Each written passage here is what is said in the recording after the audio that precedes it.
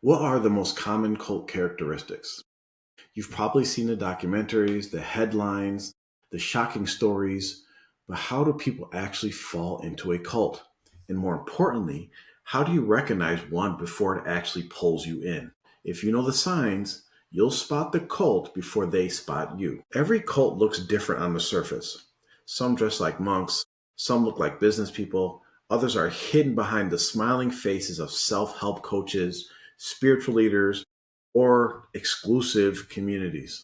But underneath all those appearances, they share the same playbook. It's a system of control that rewires how people think, feel, and relate to the world around them. Today, we're breaking down that playbook. The top 10 characteristics nearly every cult has, from subtle manipulation to outright domination. If you can recognize these traits, you can protect yourself and others from ever being trapped by them. Let's start with the number 10 and work our way up to the most common cult characteristic. So stay tuned if you want to hear the number one characteristic. At number 10, we have love bombing, or in other words, the trap of affection and love. The first step in almost every cult strategy is love bombing. It's an intense, overwhelming affection that makes you feel seen, valued, and special. They shower you with praise, saying, "Oh, you're amazing. You belong here. You're finally understood." It feels good. I mean, who wouldn't want to feel accepted and important? But the love bomb isn't real. It's a hook. It's strategic. It builds emotional dependency. Once you crave that approval, they can start controlling how you get it and how easily they can take it away. It's not always romantic type of love. Sometimes it's spiritual love. Sometimes it's communal love. Sometimes it's just simple praise. But it always sends the same message. You belong only because we say you do. Think about it. Has anyone ever made you feel unconditionally accepted, but only as long as you agreed with them?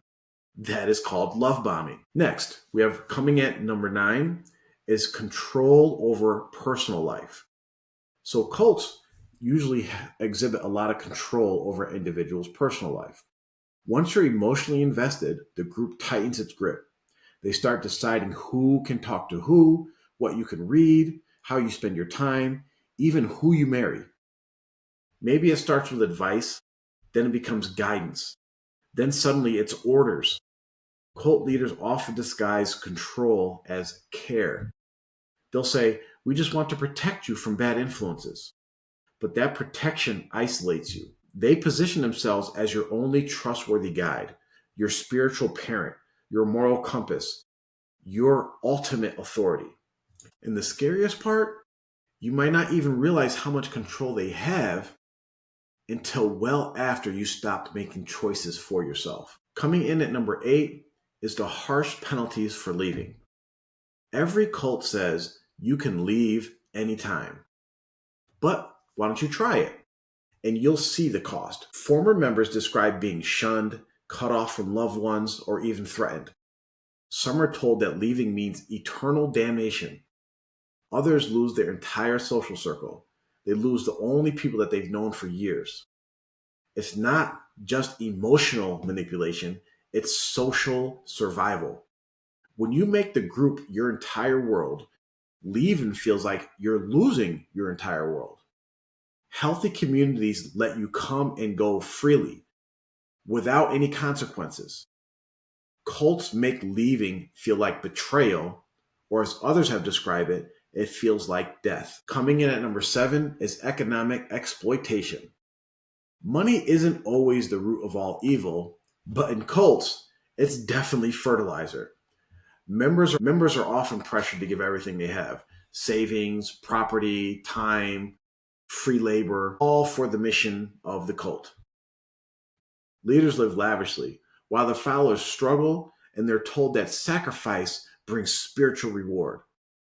And there's no transparency, no accountability, just blind trust in how the money's being used.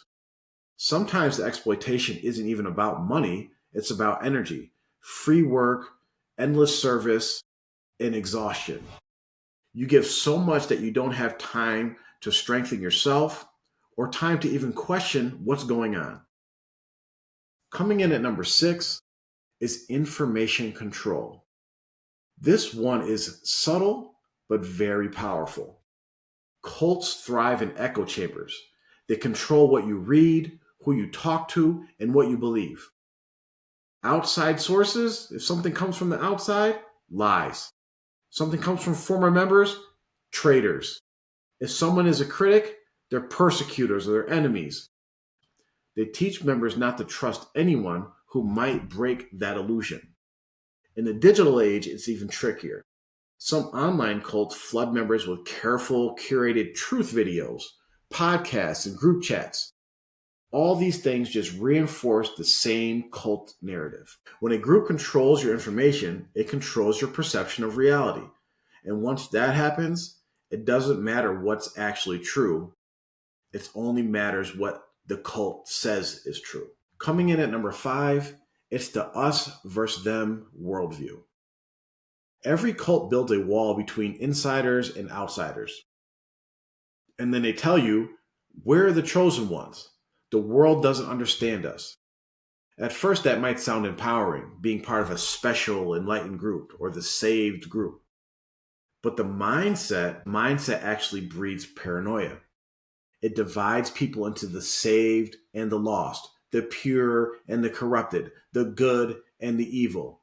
And once you believe outsiders are dangerous, you'll stop listening to anyone who might actually give you the truth and wake you up. The us versus them mentality doesn't just isolate, it feels loyalty.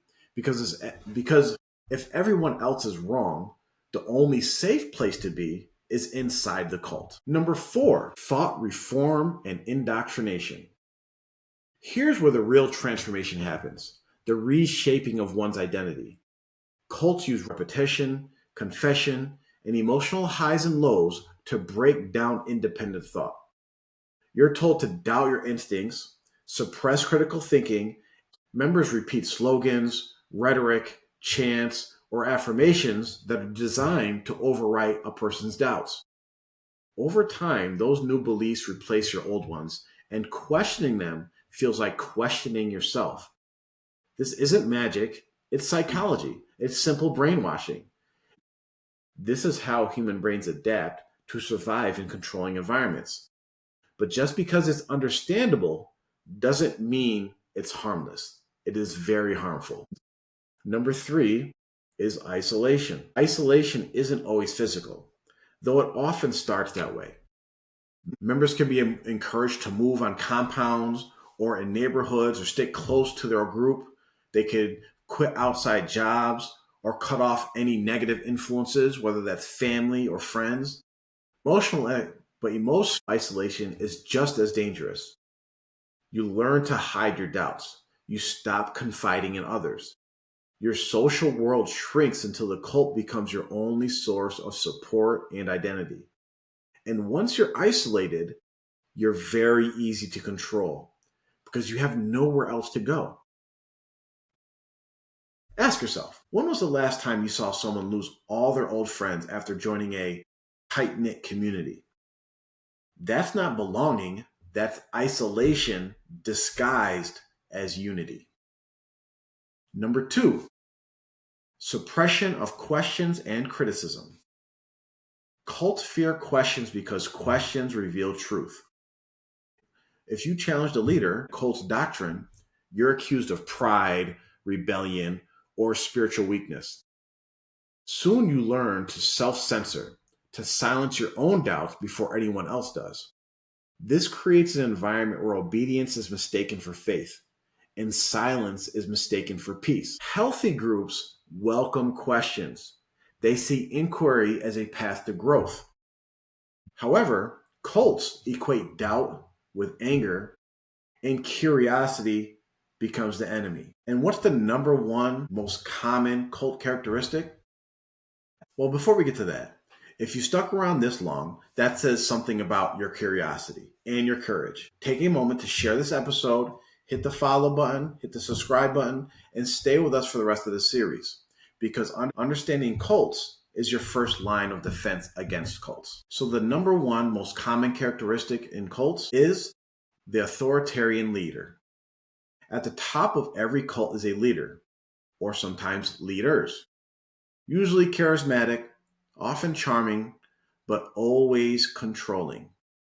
They claim that they have special insight, divine revelation, and absolute authority. They become the moral and spiritual center of the group. They are beyond accountability and they are beyond questions. Sometimes it's one person, and sometimes it's maybe a small inner circle. The dynamic is always the same. The leader's words becomes law. Members learn to see obedience as loyalty and loyalty as their salvation. Eventually, they stop thinking for themselves.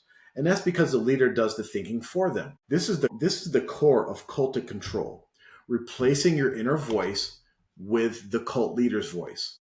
And once that happens, you don't need chains to be imprisoned.